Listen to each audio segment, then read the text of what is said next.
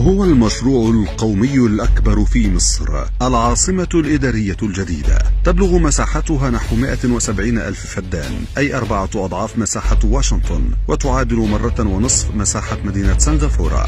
أعلنت الحكومة المصرية عن المشروع في مارس عام 2015 لتخفيف الزحام عن العاصمة وفتح آفاق جديدة للتنمية. تقع العاصمة الجديدة شرقي القاهرة، وخططت لتكون مدينة سكنية متكاملة الخدمات، وأيضا منطقة استثمارية ومقرا للبرلمان والرئاسة والوزارات الرئيسة وكذلك السفارات الأجنبية. وطبقا لمخطط العاصمة الإدارية سيتم تخصيص 30% من مساحة العاصمة الإدارية الجديدة لخدمة قطاع الأعمال، تتمثل في مدينة المال والأعمال، كما تضم المدينة 20 حيا سكنيا تتسع لنحو 6.5 مليون نسمة، ومطارا دوليا بمساحة 33 كيلومتر مربع، وشبكة طرق رئيسة بطول 650 كيلومتر، إضافة لخطوط النقل الجماعي كالسكك الحديدية والمترو. يضم المشروع أيضا تجمع محمد بن زايد الشمالي ومركز المؤتمرات ومدينة المعارض والحي الحكومي، والذي يتضمن 18 مبنى وزاريا ومبنى للبرلمان، إضافة لمباني مؤسسة الرئاسة ومجلس الوزراء. هناك أيضا مدن متكاملة كالمدينة الذكية والطبية والرياضية والترفيهية، بالإضافة إلى مدينة الفنون والثقافة التي تم تنفيذها على مساحة 127 فدانا، التي سوف تضم بدورها دارا للأوبرا ومسرحا للموسيقى ومتاحف خاصة بالفنون المصرية.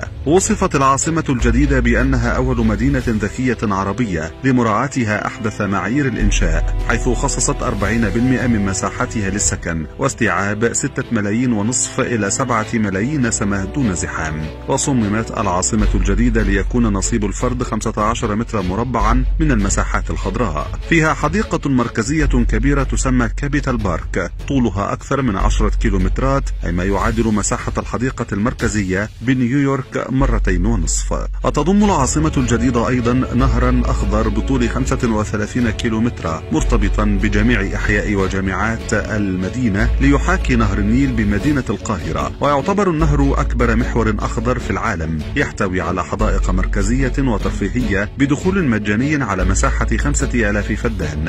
أما المباني فسيغطى 70% منها بألواح الطاقة الشمسية، أما الطرق فقد خصصت 40% منها كي تكون مصممة للمشاة ومسارات للدراجات.